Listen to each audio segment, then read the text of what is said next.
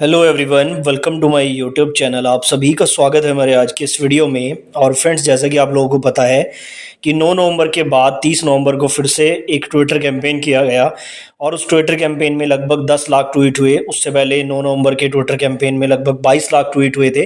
लेकिन उसके बाद भी रेलवे मंत्रालय या फिर हमारी सरकार ने जो है किसी भी तरह का कोई नोटिस यहाँ पे जारी नहीं किया है। लेकिन अब यहाँ पे आप लोग देख सकते हैं पानी जो है सर से ऊपर जा चुका है और एक नए तरह का जो प्रोटेस्ट है वो लोको पायलट ने ही स्टार्ट कर दिया है। क्योंकि कहीं ना कहीं ये बात सभी जानते हैं, सरकार भी जानती है, स्टूडेंट भी जानते हैं, सभी टीचर्स भी जानते हैं, इवन लोको पायलट्स भी जानते हैं कि कहीं ना कहीं रेलवे में कर्मचारियों की बहुत बड़ी कमी है। तो एक तरह का प्रोटेस्ट यहाँ पर जो है लोको पायलट के द्वारा स्टार्ट हुआ है। और सरकार को अगर अभी भी शर्म नहीं आती है तो इसके बाद इस सरकार से कोई भी उम्मीद नहीं लगाई जा सकती। क्योंकि अगर इस तरह की चीज़ें रेलवे में देखने को मिलेंगी तो यहाँ पे आप लोग कह सकते हैं कि बिल्कुल पानी जो है वो सर से ऊपर जाने वाली बात होगी। तो क्या है पूरा अपडेट, चलिए आपको इस वीडियो में बताता हूँ। उससे पहले चैनल को सब्सक्राइब करके बेल आइकन को प्रेस कर लीजिए। तो यहाँ पे आप लोग देख सकते हैं, सबसे पहले मैं आपको दिखाना चाहूँगा ये 29 नवंबर यानी कि जो है परसों का ये पूरा आर्टिकल है। और यहाँ पे हुआ क्या है इस बात को एक बार आप देखिए।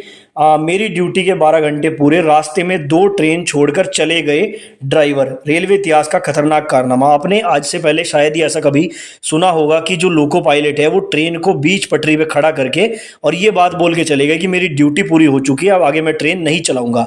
कारण क्या है, इसका कारण भी समझ लेते हैं। देखो, बाराबंकी जिले में लखनऊ गोरखपुर रेलखंड के बुडवल स्टेशन पर 2 एक्सप्रेस ट्रेनों को ड्राइवर ने 12 घंटे ड्यूटी होने पर ट्रेन खड़ी कर दी। ठीक है, तो उनकी 12 घंटे की ड्यूटी कंप्लीट हो चुकी थी और उसको रिलीव नहीं किया जा रहा था। अब रिलीव कैसे करेंगे, क्योंकि यहाँ पे लोको पायलट की बड़ी संख्या में कमी है। तो एक ही लोको पायलट से 12 घंटे के बजाय 16 घंटे 18 घंटे काम कराया जाता है। तो इसी के कारण उन्होंने क्या किया है, देखो आगे बताया गया है कि 3 घंटे से अधिक समय बीतने पर ट्रेन में सवार यात्रियों ने जमकर हंगामा काटा। इस बीच आरपीएफ जीआरपी स्टेशन अधीक्षक समेत सभी स्टाफ मूक दर्शक बने रहे। वहीं लखनऊ से ड्राइवर के आने पर ट्रेनें रवाना की गई। यानी कि देखो ये पूरा सिनेरियो क्या बना था कि दोनों लोको पायलट जो है ट्रेन को खड़ा करके उतर के चले गए कि हमारी ड्यूटी पूरी हो गई। अब ट्रेन को आप ऐसे बीच में अगर छोड़ते हैं तो कितने यात्री ट्रेन में होते हैं आप सभी को पता है। फिर यहाँ पर एक्स्ट्रा 2 आज जो लोको पायलट है उनको बुलाया गया लखनऊ से और वो ट्रेन को लेकर गए।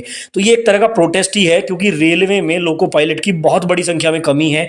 इसी कारण से एक लोको पायलट को जो है ओवर टाइम करना पड़ता है और इसी कारण से रेल हादसे भी होते हैं। पिछले कुछ दिनों में आप लोगों ने देखा कितने सारे रेल हादसे हुए, जिनमें से मैक्सिमम हादसों का जो कारण है वो यही पाया गया है कि ओवरलोड के कारण जो लोको पायलट है या तो वो सिग्नल को मिस किया उसने या फिर किसी कारण से जो है हादसे हुए हैं।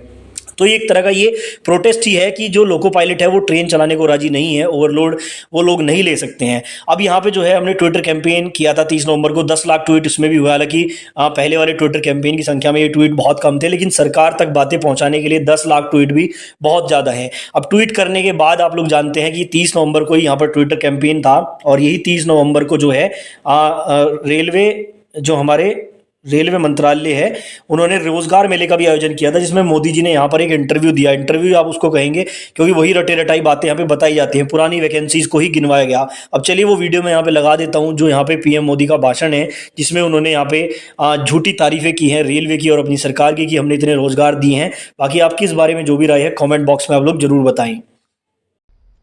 साथियों, आज भारत में प्राइवेट और पब्लिक सेक्टर दोनों में ही नौकरियों के निरंतर नए मौके बन रहे हैं। बहुत बड़ी संख्या में हमारे नौजवान स्वरोजगार के लिए भी आगे आ रहे हैं। बिना गारंटी बैंक से मदद दिलाने वाली मुद्रा योजना ने करोड़ों युवाओं की मदद की है। Startup India, stand up India जैसे अभियानों से युवाओं का सामर्थ्य और ज्यादा बढ़ा है। सरकार से मदद पाने वाले ये नौजवान अब खुद अनेक युवाओं को नौकरी दे रहे हैं। बीते वर्षों में जिस तरह बड़े पैमाने पर युवाओं को सरकारी नौकरी दी गई है, यह अभियान भी अपने आप में अभूतपूर्व है। देश में सरकारी नौकरी देने वाले प्रमुख संस्थानों जैसे एसएससी, यूपीएससी और आरआरबी पहले के मुकाबले इन व्यवस्थाओं के माध्यम से ज्यादा युवाओं को नौकरी दी है। और अभी जो वीडियो दिखाया गया उसमें उसका जिक्र भी है। इन संस्थाओं का जोर परीक्षा प्रक्रिया को पारदर्शी, व्यवस्थित और सरल बनाने पर भी रहा है। पहले जिन भर्ती परीक्षाओं को पूरा होने में उसका जो चक्र होता था, वो चक्र पूरा होने में साल, 1.5 साल का समय यूं ही लग जाता था। और अगर वो कोई कोर्ट कचहरी में चला गया तो 2-2, 5-5 साल बिगड़ जाते थे। ये सारी चीजों से बाहर निकल करके अब कुछ ही महीनों में सारा चक्र, सारी प्रक्रियाएं पारदर्शी पद्धति से पूर्ण कर दी जाती है।